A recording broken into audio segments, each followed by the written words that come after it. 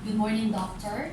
My name is Roselle from Philcare Pharma, a Filipino-owned company that specializes in anesthesia, anti-infectives, and critical care. I am here to introduce to you a new path in MRSA management that is less toxic and more convenient to use, or Imtec teicoplanin. Imtec teicoplanin contains 400 milligram lyophilized powder that is equivalent to not less than 400,000 IU with one 5 ml ampule of sterilized water for injection. It is given intramuscularly or intravenously, both in bolus or IV infusion. According to Center for Disease Control or CDC and Prevention, antibiotic resistance continues to be a serious public health threat worldwide. So as early as 1945, in the Nobel Prize acceptance speech of Alexander Fleming, the one who discovered the first antibiotic, which is penicillin, he said then that there is a danger that an ignorant man may easily underdose himself, and by exposing his microbes to non-lethal quantities of the drug makes him resistant. He was able to anticipate the continuous problem the world is facing regarding antimicrobial resistance and MDROs. So, to give you more background, antibiotic resistance is the ability of the bacteria and other microorganisms to resist the effect of an antibiotic to which they were once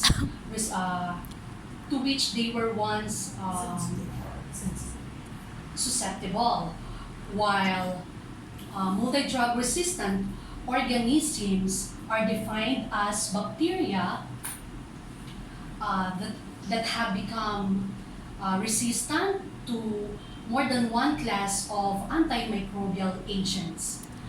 A common example of this is the methicillin-resistant Staphylococcus aureus, or MRSA, which became evident in 1961.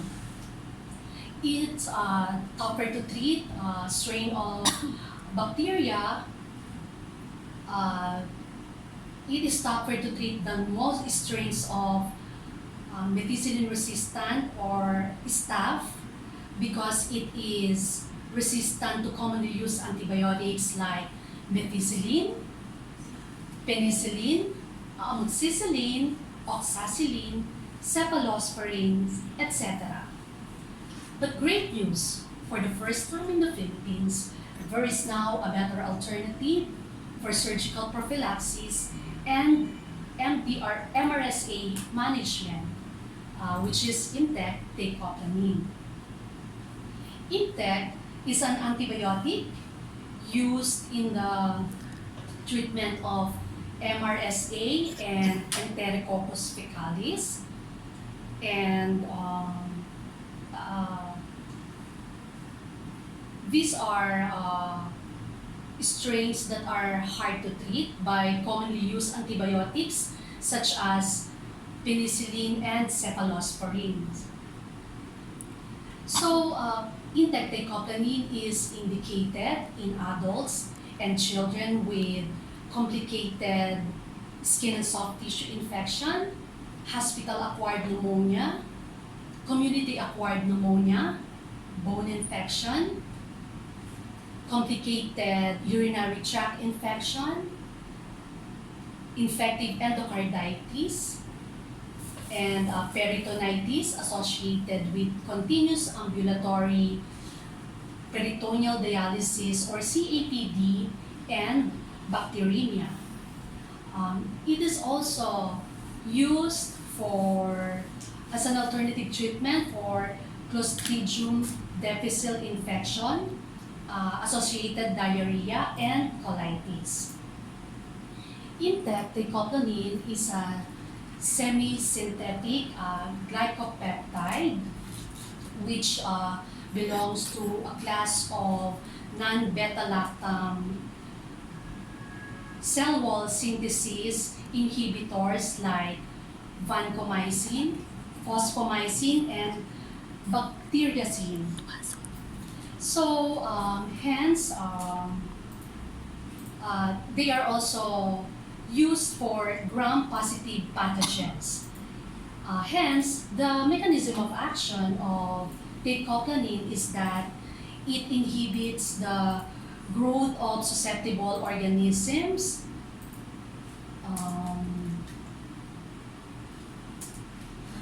by interfering the cell wall biosynthesis at a site different from that of beta-lactam, and peptidoglycan synthesis is blocked by specific binding to D-alanine to D-alanine residues. In many cases, like hospital-acquired infections, the common antibiotics is no longer effective. So more aggressive drugs like vancomycin and teicoplanin are needed. However, there's a concern regarding the adverse effects of vancomycin, especially it is nephrotoxic to patients' kidneys. So, in the studies of Isvetitsky et al., there were it's of a good source because it is metalysis. It's a comparative studies between vancomycin and teicoplanin. So it says there that there were fewer adverse events with teicoplanin rather than vancomycin. So it includes also the discontinuation of the treatment. So the main objective is the doctors who wants to cure the patients becomes unsuccessful. So with teicoplanin, there are no much cases of nephrotoxicities, and likewise the Redman syndrome, which refers to the anaphylactoid, or it's a reaction, allergic reaction, and erythema, which means in Greek word, it's the redness of the face, neck, upper torso, extremities, as well as with vancomycin, there are experiences of edema and back and chest pains. So, in terms of nephrotoxicity between the two, teicoplanin versus vancomycin using the purified and unpurified, it turns out to be that there are less nephrotoxicity with teicoplanin. And in addition to that, teicoplanin is hydrophilic but significantly more lipophilic than vancomycin. So it has a very good tissue penetration, and it has also prolonged half-life. So as it is more, as teicoplanin is more lipophilic, however, it does not penetrate to the cerebrospinal fluid, but it has a good result in terms of penetration in lungs, soft tissue, and bone. So, according to teicoplanin has been widely used since its first launched in the 1990s, and it is widely used by different world-class associations. It serves as a guideline, like first in the 2017 Surgical Infection Society. It is recommended that teicoplanin may be used as an alternative in the intra-abdominal infections, whether it's acquired in the hospital or community acquired.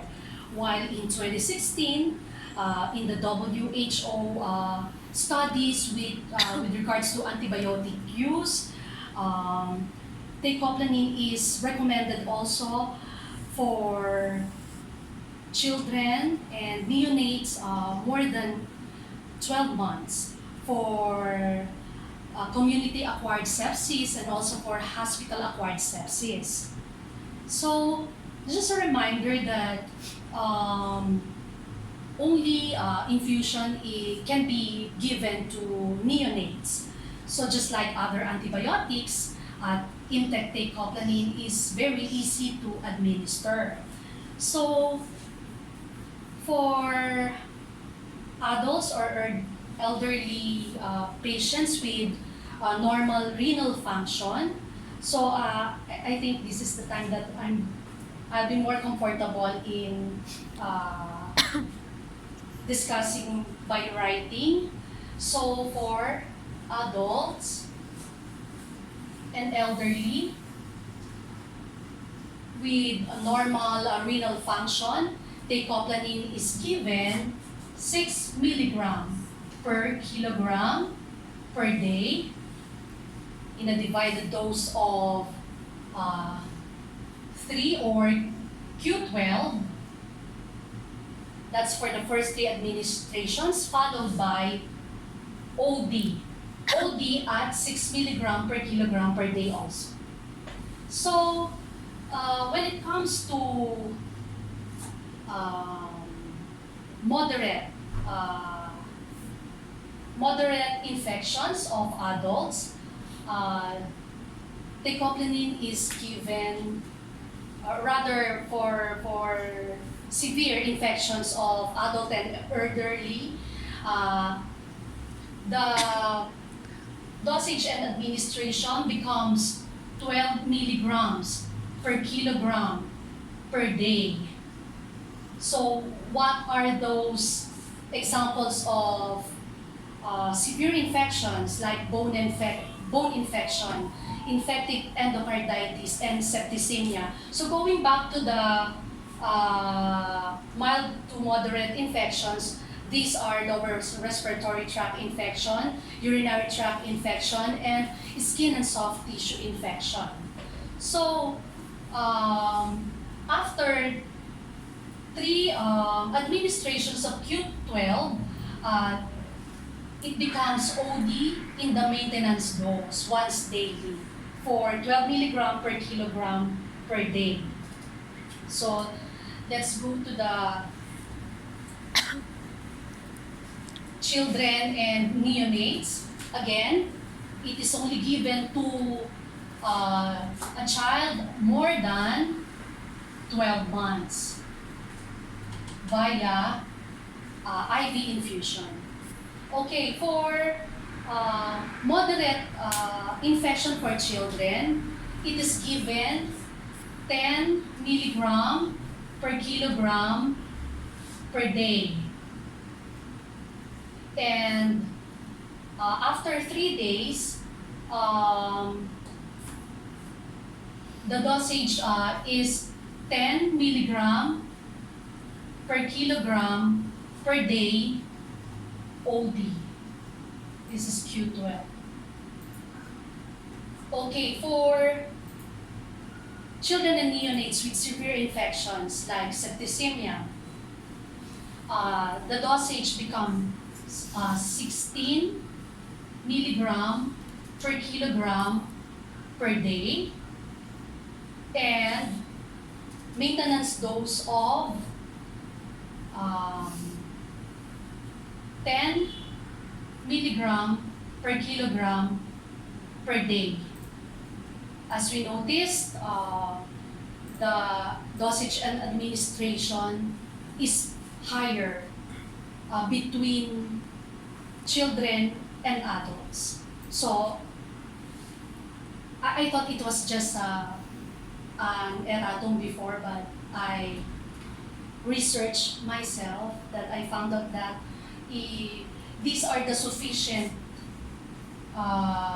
dosage and administrations for children and neonates. So let's go to the administrations for elderly and adults with renal insufficiency.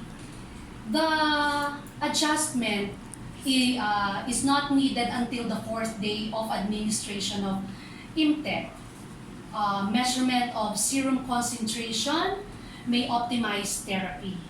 So, for adults and elderly with moderate renal insufficiency, the Imtec dicoplanin dosage should be halved either by administering the initial unit dose